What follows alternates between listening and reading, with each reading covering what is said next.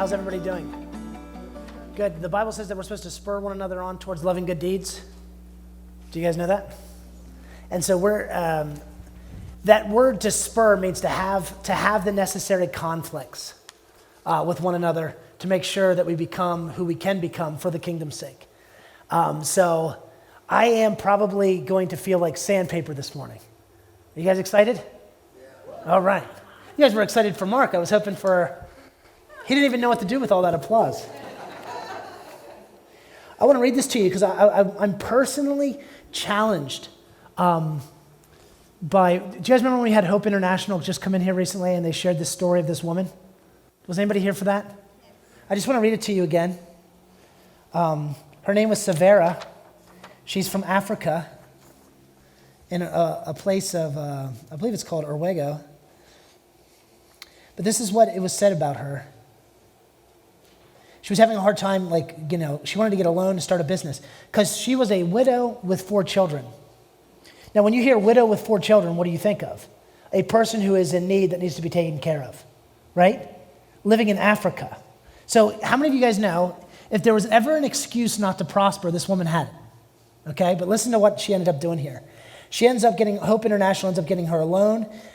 She begins to start to plant peanuts with this loan, so she begins to roast peanuts at a market. Severa has used her entrepreneurial spirit and loans from Orwego to expand into a number of different businesses, employing 50 people in her community. So after she started roasting peanuts, right, she said, well, I'm going to start more businesses, okay? Because this is kind of this peanut business. I can see that there's going to be more here. So she employs over 50 people in her community. She manages a supermarket, a hardware store, farming activity, a painting business, a carpentry business, and a group of rental properties. As her family's financial situation stabilized, Severa grew increasingly passionate about developing her community. Knowing what it's like to be in need, Severa serves those around her in countless ways. She has adopted 8 orphans. Because she wasn't busy enough at the 6 businesses, she went with the 8 orphans, right? Is that intense?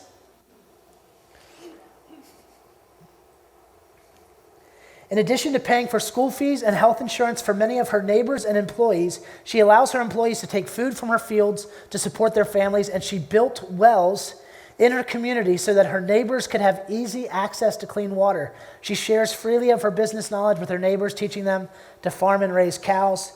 This is her quote, "Through giving, I came to learn that blessings multiply. I give with joy because I know that God multiplies. I gained a great relationship with God from my struggles of poverty. I learned how to lean on God with a little or a lot. My problems are no longer a challenge to me. I take them to Him." Okay. Do you guys know why I'm just so challenged by this woman's life? Because it's in a third world country. She's in poverty. She doesn't even have a spouse, and she had 4 kids to feed. Okay? And then, have you guys ever felt like, do you guys live in a prosperous place? I remember Ravi Zacharias was talking to this one Indian man who wanted a green card, and he said, "Why do you want to come to America so much?" Do you know what he said?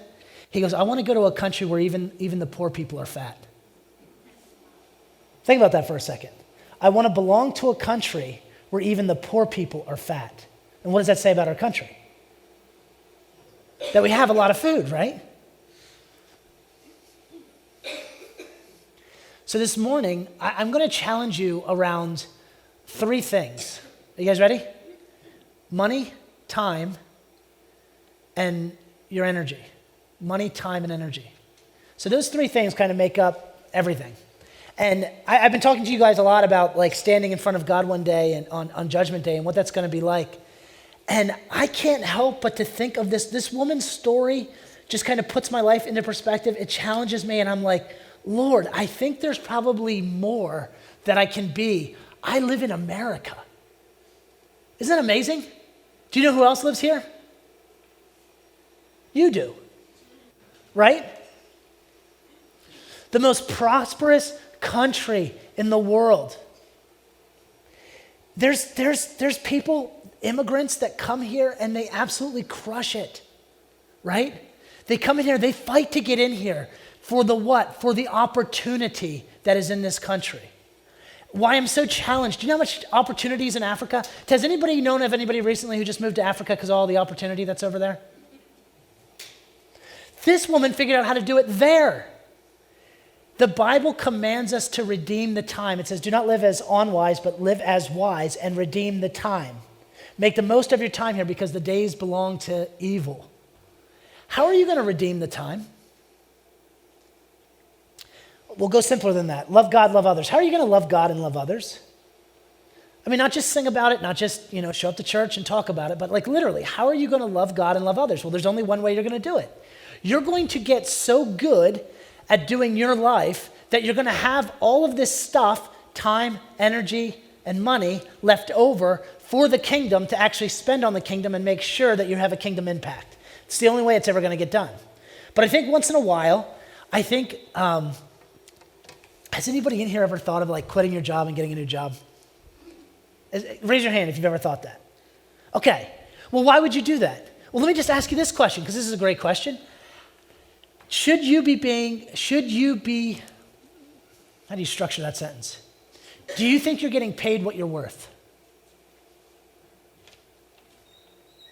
Is that a good question? Have you guys looked online recently for other jobs that are in your field that are actually paying more? How many of you would like more money? How many of you would be willing to leave your job to go and get it?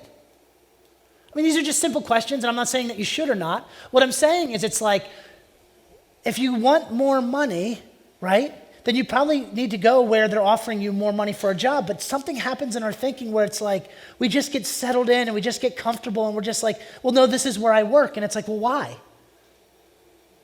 If the kingdom, if your main mission in life and you're stewarding everything that God's given you, if your main mission in life is to redeem the time, love God and love others, that means you need to have more time, energy, and money to do that. So do you know what the greatest way to get more money is? Is to actually get a better paying job, right? And see, we don't talk like this when it comes to the kingdom because we're like, usually this is what we do. Last week, from that offering, you guys redeemed the time in Afghanistan, and there are like 60 families that are going to make it through the winter and don't have to sell their kids. You know what I mean? Like that's like kingdom impact. Like that's not something small. It wasn't like, oh, hey, we just collected $1,000. Like, here you go. You guys gave 15 grand to this ministry. This guy was floored. He goes, I've never, ever seen a church give that much. He says, usually a church will give 1,000 or 2, but man, like you guys really sacrificially gave because it was for the kingdom. And we have a thank you video that I want to show you at the end for what you guys did last week. But it's not a small thing. Like, I want you guys to think about that. You're standing before God one day, and a lot of you are like, literally, there's going to be a family there representing the family that you literally saved, right? And that like the child had a completely different outcome to their life because you had the money to actually redeem the time. Do you guys get it? How do you redeem the time? Well, it takes someone's time, money, and effort. And if you don't have those three, then you can't redeem the time because you don't have anything to spend on the kingdom. You guys get it? Do you guys get it? Because it's so important that you understand this, because I think sometimes we like really act spiritual and we just really forget the simple. And it's like, how many of you like have a budget? If you don't plan, right, you're not going to have any money at the end of the month to give or invest for your future. You just won't. Like, this is absolutely crazy to me. Now, listen to me. I am not Mr. Budget by any means. My wife is Mrs. Budget, and I take great advantage of her in that way, and she does an awesome job, okay? So if you're not good with budgeting, marry the person who is, so you can have that going on. But you're just not, you're not gonna get to the end of the month and be like, look at all this money I have left over. Wow. Has you guys ever done that? Gotten to the end of the month and just being like, wow, I just really didn't spend any of this month. Wow, what should I do with all this money I have? It's like, no, if you have a budget, then you have a plan. And if you have a plan, then you can plan on giving and redeeming the time in the kingdom. But if you don't have a budget, forget it. And so do not be embarrassed if you don't have a budget, but here's one of the best budgets I saw online. If you want to have a conversation with your spouse about starting one, right there's a budget for you to do that. Here's something else that's just absolutely just fascinating. How many of you guys plan on or have been saving for or investing for retirement? Has anybody been doing that? Do you guys, or is the government going to come in and just make sure that you're set? You know what I mean? Like, this is just simple stuff, and this is everyday conversation, but people don't talk about money. Do you guys know why people don't talk about money? Because it's so important. And it's very serious to a degree, and like it needs to be talked about, but people don't talk about it. And they just kind of look in their wallet and say, well, I wonder how much money's in there. I know how much money's in there. Because you had expenses, right? And you have an income. And who controls your income? Who controls your income? Who does? You do. Someone said, I do. No, you do, right? Who controls your expenses? You do. You signed up for every one of them, right? Maybe not the taxes, but every sort of expense you have, you sign the agreement to. Like, wouldn't it be a good idea if like once a year we looked at our expenses and said, do we need to be spending the money on this stuff? Is this what I want to be spending my money on? Wouldn't it be really cool if we actually looked at our time and said, is this what I want to be spending my time on? How many of you want to give more to the kingdom? It's not going to happen by accident. You're not going to have all this time and money and effort left over at the end of the month. It's just not. But like, you can plan on that happening. Like I think about this, guys, like, because I fear the Lord in a healthy way, I know that I'm going to give an account. All this stuff that I have is not mine, it's his, and I'm stewarding it for him one day. He says, if I steward it well, one day he'll give me possessions of my own, right? Because all this is his. And like, I think about being like a minister and like, oh, well, I do all this ministry. No, like, guys, I get a paycheck for that. What am I doing for the kingdom? How am I using my time and energy and effort outside of this job to like really advance the kingdom?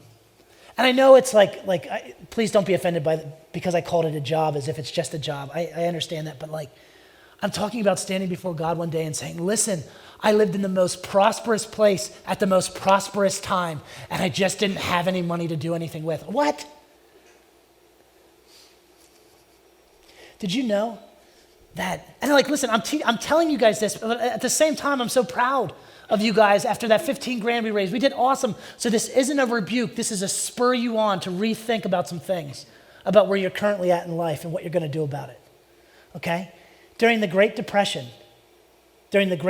times, like on average, right now, if you were to like, across the United States as a whole, if you were to take everyone's giving into the church, everybody gave on average right now is 2.5% of their income, right? A lot of people in this church tithe, we give 10%, a lot of us in this church. Do you guys know what the average giving was during the Great Depression in America? 3%. Isn't that amazing? 20% more giving was done during the Great Depression than it is right now. And can I tell you something? Do you guys remember seeing pictures of like the Great Depression? Like nobody was really happy, right? And they were standing in lines and like somebody would get a potato and maybe they'd get a smile because they were excited about this potato. Some of you guys are going to go eat 2 potatoes after this, right? There's plenty. You live in a prosperous country. And like you eat 3 squares a day and everything's fine. But what I'm talking about with you guys right now is it's like if we don't live intentionally with a plan around what you want your life to look like, one day you're going to just be in front of him and then you and him get to look at your life. And he will show you what your priority was. And what if your priority was you? Is this okay?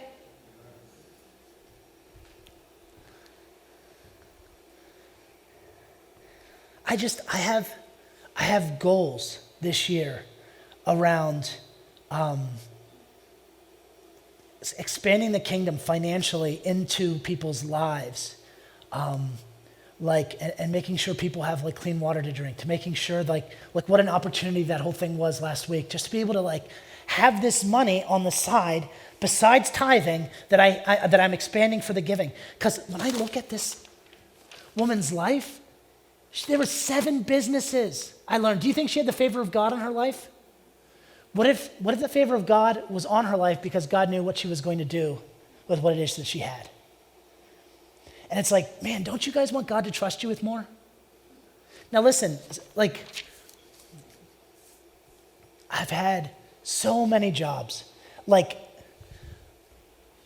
besides the Spanish population in the room, I'm looking at everybody and I determined everybody in here is probably German, okay?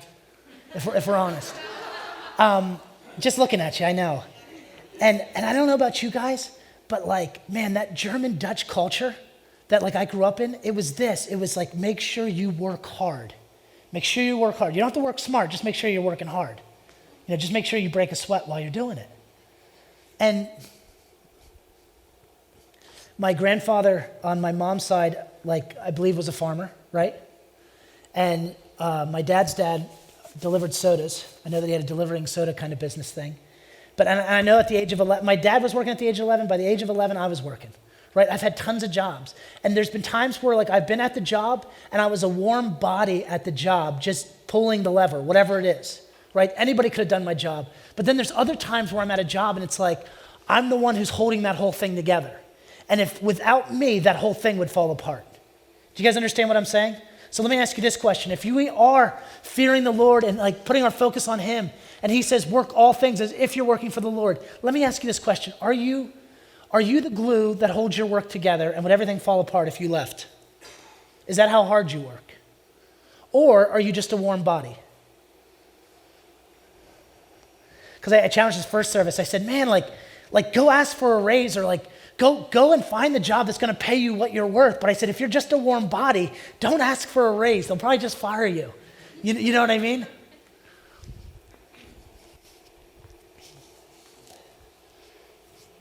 Ephesians 5:15 through 17 says this, therefore be careful how you walk. No one ever says that. No one ever says be careful. Everybody says you do you. You just go and do you. Don't be careful. Be careful how you walk, not as unwise men, but as wise. Why is he saying this? Because there's a temptation to live as unwise men. Unwise men have no plan. Making the most of your time. Guys, I can't imagine what the payoff is. Like, the Bible talks about rewards. The Bible talks about like possessions of our own. The Bible talks about us being trusted with things when we see him because we were trustworthy here. Right? I thought about this. What happens if like our salary in heaven is our giving here times 10? Wouldn't that be interesting? I don't know what it's going to be like, but I know that the first is going to be last and the last shall be first. I also thought about this the other day. I don't want to freak anybody out. Is everybody okay? But in the story of Lazarus and the rich man, if you make more than 30 grand a year, you're in the top 1% of the world's economy. You are the rich man in that story. You are the rich man in that story. But like our thinking and how we think about money and our time and our energy, and it's like, well, and guys, part of me is frustrated with myself as I say this to you because like, I can just be like, well, I'm at work and then I'm at home and I'm with these kids and then there's like an hour and a half and I'm talking to my wife and it's like,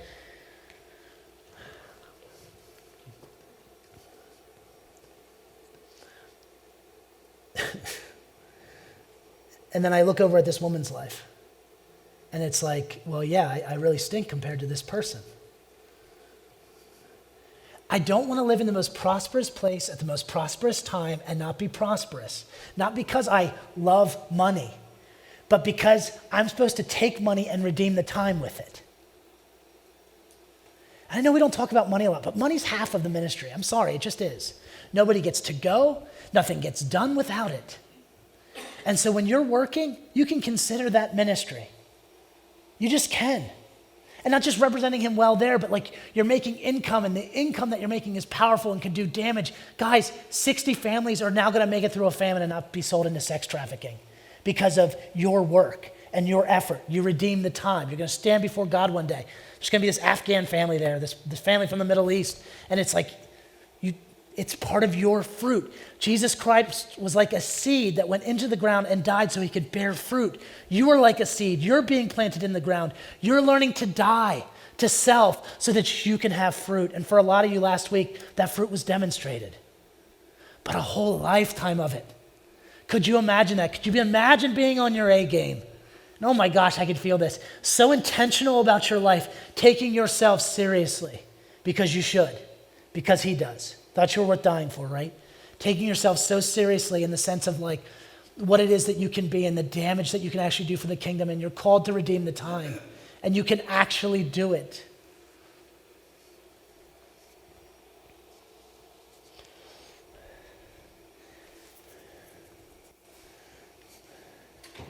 Or you can just go from day to day to day to day and see where life takes you, and maybe you'll end up where you wanted to be, but that's never happened in the history of anybody's life. If you want to hear, well done, good and faithful servant, why don't have a plan around being good and faithful? Are we all okay? You feeling that sandpaper? We're going to get you all smoothed out when you walk out of here. This spurs me on. So Jesus is getting ready. He just got done rebuking the Pharisees and Sadducees. And these Pharisees and Sadducees said to him, they said, listen, show us a sign. He's already shown hundreds of signs. Hundreds of people have been healed, right? Maybe even thousands at this point in the story.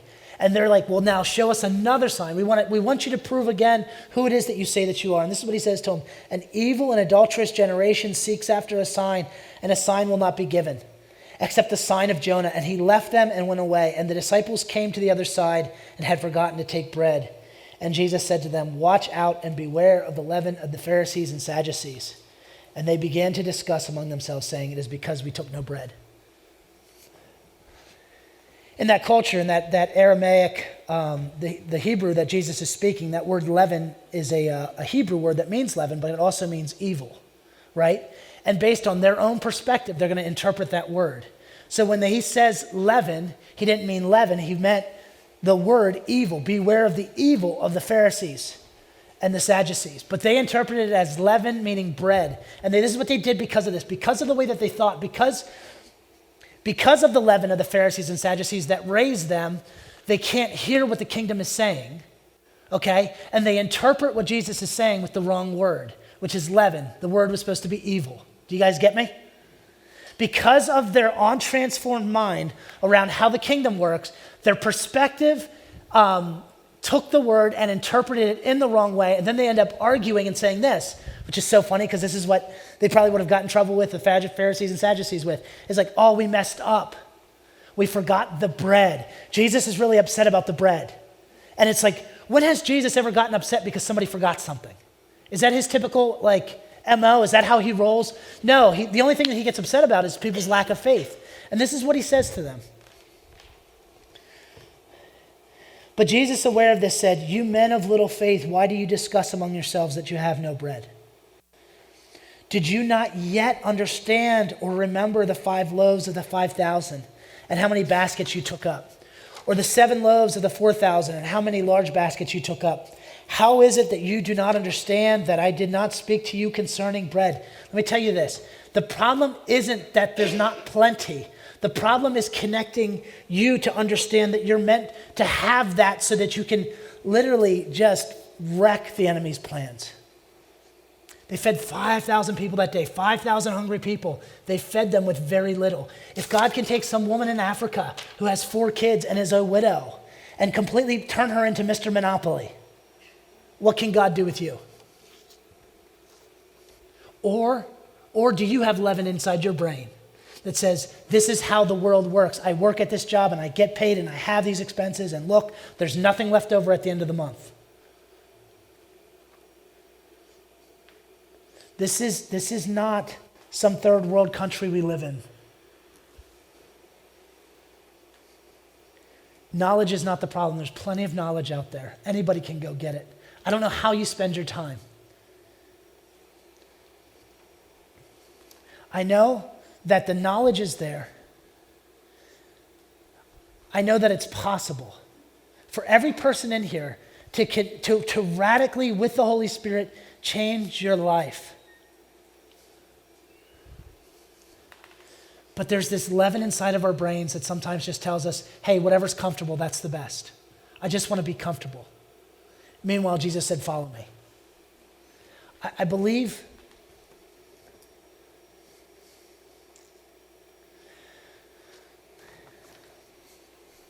I don't know what Jesus is telling you this year, but I'm going to read to you probably one of the most respectable stories I've ever read in Scripture here. Have you guys ever read the Proverbs 31 about a noble wife? Have you ever seen what she does with her time, her money, and her energy? Would you guys let me read it to you?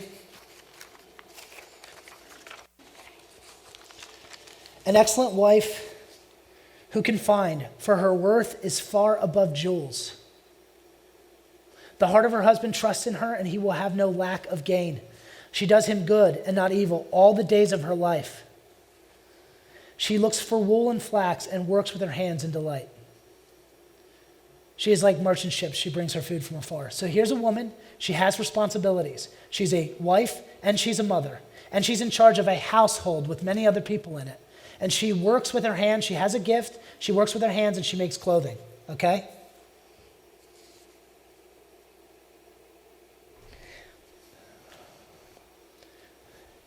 What she doesn't do is just sit back on her butt and say, well, my husband will take care of it. This doesn't come out and say it, and Jesus didn't come out and say it, but I'm pretty sure that this is a prophetic call to the church as the bride of Christ. Okay? And I think a lot of people are just hoping, God will take care of it. And I believe Jesus is saying this. Don't you remember the feeding of the 5,000? Yes, there's plenty to go around. But not if you have the leaven inside your head that's not allowing you to get to it. And I'm not saying, well, just pray harder. That's not what I'm saying.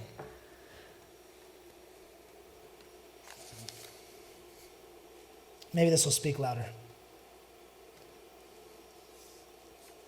She rises also while it is still night and gives food to her household and portion to her maidens. She considers a field and buys it. So here's a woman who was providing for her own household, but on the side, she was also saving up to make an investment. She just invested in a field and a vineyard. So now she's going to be probably growing grapes alongside of this. You know what's cool about plants? Is they're just kind of grow, right? And provide. So that's what an investment is. An investment is something that just kind of grows on its own and doesn't need to be looked after too much, right?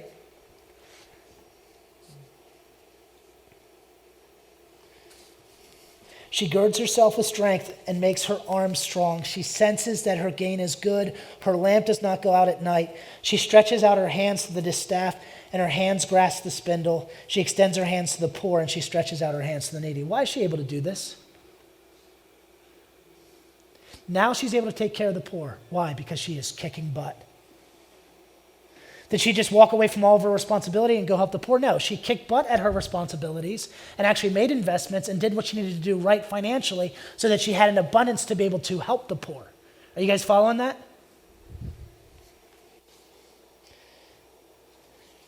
She is not afraid of the snow for her household, for all her households are clothed with scarlet. She makes coverings for herself. Her clothing is fine linen and purple. Her husband is known in the gates. Do you guys know that linen's a little bit better than wool, right? So now she's gotten into making clothes out of linen. She's become a little bit of a Mr. Monopoly also. Her husband is known in the gates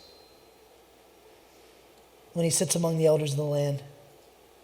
She makes linen garments and sells them and supplies belts to the tradesmen. Strength and dignity are her clothing, and she smiles at the future. If I was to ask a guy in here what women are usually most worried of, what would you say? Never mind, you're probably sitting next to one. Women can tend to worry about the finances, right? Here this woman smiles at the future.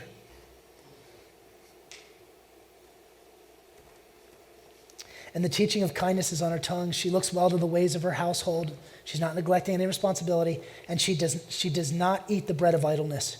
Her children rise up and bless her, her husband also, as he praises her, saying, Many daughters have done nobly, but you excel them all. Charm is deceitful and beauty is in vain, but a woman who fears the Lord. What was the driving factor behind her hustle? Her eyes were set on her husband, her kids, the job. No, her eyes were set on the Lord.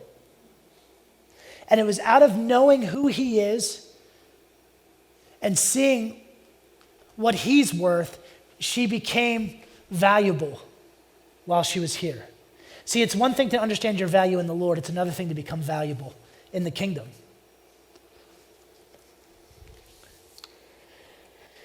Give her the product of her hands and let the works praise her in the gates. And I think sometimes in the church we're hoping that we would get praise for something else, but it's like the works of your hands that you get praise for. And so when it comes down with money and you fear the Lord, your income goes up because you're working for the Lord. Your expenses go down because you're not in need of certain things. Why? Because you have the fruits of the Spirit, so you're not tricked into thinking that, well, there's something in this world that's going to satisfy me. I just need to spend enough money to try to find it. There's nothing in this world that's going to satisfy you. Anybody have kids, bought them Christmas presents? Do they still even work? Or did they lose them already? I want to go up to that store and our kids' store up there and just wrap a few gifts for next year. Not spend any money. Be like, here you go.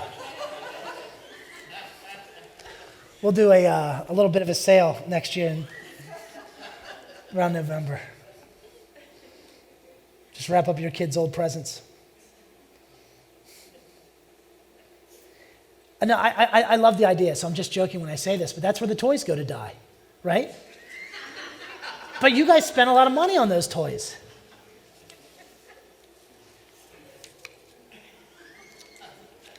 Hoping that they would bring joy and peace. They don't. Income increases because you're working harder. Expenses decrease because you're not in need of certain things. Investments increase because you have more to be able to invest in your future. And giving increases because you have it to give. Just to put things in perspective, I've been listening to a lot of Dave Ramsey, and this is what he said. He said a couple that invests $1,000 a month. And you might say, well, $1,000, well, that's a lot. Well, it depends. How can you get your expenses down? How can you get your income to go up? Do you guys know that you used to make less money? And the house you live in wasn't the house that you lived in, you lived in a smaller house? You know what I mean? What happened? Are you making more money than you did 10 years ago? Are you saving more, investing more, giving more? I don't know, but what ends up happening is our income increases and our what increases? Expenses. And we just say, well, look, I just can't ever get ahead. And it's I know your expenses keep going up with your income. Are you spending your money on what you want to spend your money on? I'm not saying don't ever have nice things. This woman was wearing linen stuff, right? I'm not saying that, but I'm also saying she didn't neglect the poor. She was taking care of business. Are you spending what you want to spend your money on? Are you making the money that you want to make? And it's okay to ask these questions in church. If we don't ask them here, I don't know where you're going to talk about them. I'm apparently the only person who brings it up, right? Do you and your spouse have a budget?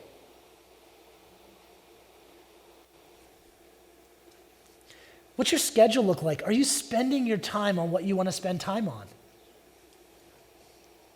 Another year's gone by. How many more years of these do you have? Is your life looking the way you want it to look? And don't get upset or frustrated. It's because and this is the leaven that I think gets in our head, and especially with young people and this whole thing around the economy, and it's well, it's the government's job to do this, and we need the government to. If some woman in Africa doesn't need the government to give her a lick of anything, who has 4 kids and she's a widow, I'm pretty sure we don't need it either, especially where it is that we live. But there's this thing that's going around that says, well, why does that person have more than me? That's not right. And it's maybe go have a conversation with them and ask them how they got more. And then do what they did. Rather than just saying it's unfair. It's no. Our God is a God of justice, and there's a principle about reaping and sowing, and you can't escape it. And if you want to sow into things that are purely entertainment because of a lack of fruits of the Spirit, and a lot of money's going there, you're going to get what you've sowed into, which is nothing, which is a feeling of emptiness. Yes, I believe that we all should be giving, but I just don't think we all should be giving. It's like when I read the stories in the Bible, that was in the ancient Middle East where a lack was common, right? We live in the most prosperous country that's ever existed at the most prosperous time. I don't know about you, but I want to make sure that I'm spending my time where it needs to be spent, and I'm making the money that I like I was just the other day, I was like, what churches are paying a better salary than this one? No, I'm just joking.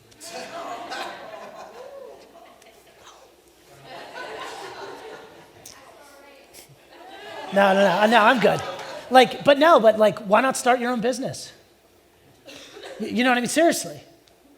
Like, why not try to start, learn, and start, and then maybe one day I don't have to get an income from the church? How about that? But see, like, our minds are like, no, you just have a job, and then you job, and you have the expenses, and then you just have nothing at the end, and that's just how life is. That's not how life is. That's how you've decided life is. That's how somebody taught you life is. But like, we have the opportunity. Like, I don't know about you guys, I got fired up after last week. When we gave that ministry 15 grand, I got fired up because I'm like, what's possible? What could we actually become as a congregation who has a plan and lives intentionally around not just our time and not just our energy, but our money too? What could we actually get done?